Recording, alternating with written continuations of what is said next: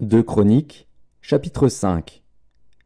Ainsi fut achevé tout l'ouvrage que Salomon fit pour la maison de l'Éternel.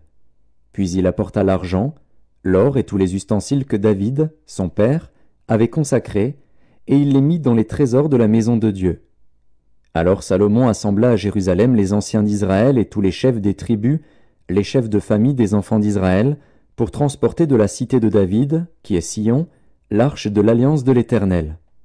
Tous les hommes d'Israël se réunirent auprès du roi pour la fête, qui se célébra le 7e mois.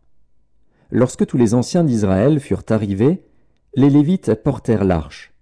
Ils transportèrent l'arche, la tente d'assignation et tous les ustensiles sacrés qui étaient dans la tente. Ce furent les sacrificateurs et les Lévites qui les transportèrent.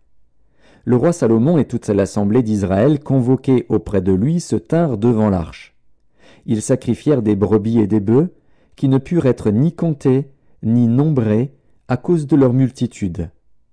Les sacrificateurs portèrent l'arche de l'alliance de l'Éternel à sa place, dans le sanctuaire de la maison, dans le lieu très saint, sous les ailes des chérubins.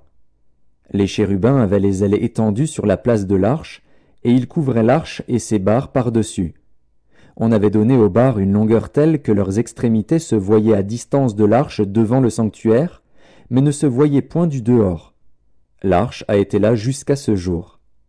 Il n'y avait dans l'arche que les 2 tables que Moïse y plaça en Horeb, lorsque l'Éternel fit alliance avec les enfants d'Israël à leur sortie d'Égypte.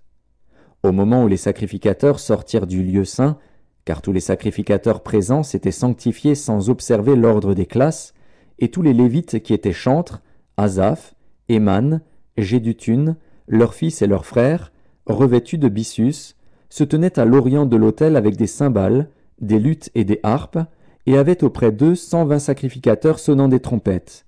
Et lorsque ceux qui sonnaient des trompettes et ceux qui chantaient, s'unissant d'un même accord pour célébrer et pour louer l'Éternel, firent retentir les trompettes, les cymbales et les autres instruments, et célébrèrent l'Éternel par ses paroles, « Car il est bon, car sa miséricorde dure à toujours », en ce moment, la maison de l'Éternel fut remplie d'une nuée.